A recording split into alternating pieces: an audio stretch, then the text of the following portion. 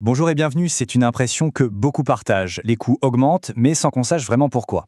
Alors aujourd'hui, on va décortiquer une méthode très visuelle pour reprendre le contrôle et surtout pour transformer des données financières un peu brutes en décisions vraiment claires.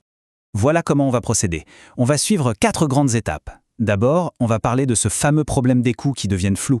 Ensuite, on verra comment les organiser, les cartographier. Puis, on découvrira un outil visuel hyper puissant pour enfin, bien sûr, passer à l'action. Allez, on attaque. C'est un défi que tout le monde connaît, ou presque.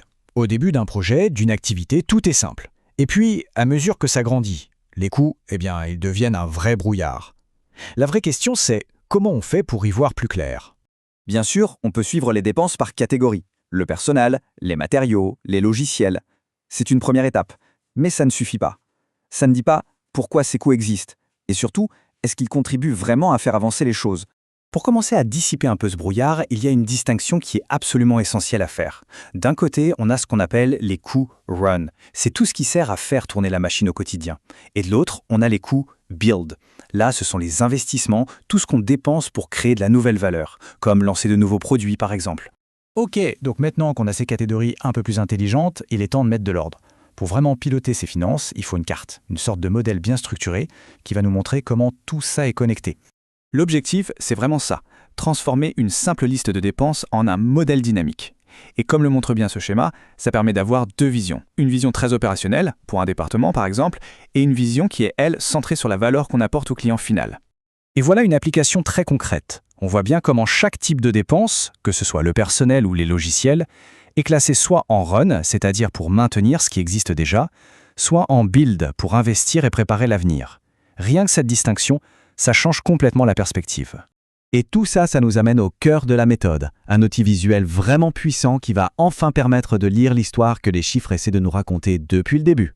Alors, ce fameux outil, c'est le graphique en cascade, qu'on appelle aussi parfois graphique en pont. En fait, c'est une façon de visualiser comment une valeur de départ, disons un chiffre d'affaires, évolue à travers une série de plus et de moins pour arriver à une valeur finale, comme le bénéfice.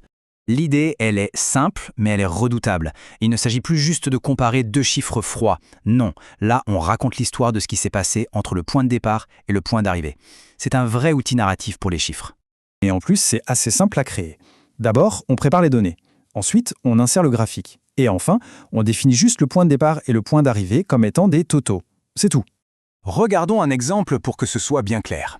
Imaginons qu'on parte d'un chiffre d'affaires de 12 millions. Hop, on ajoute 2 millions grâce à de nouveaux produits.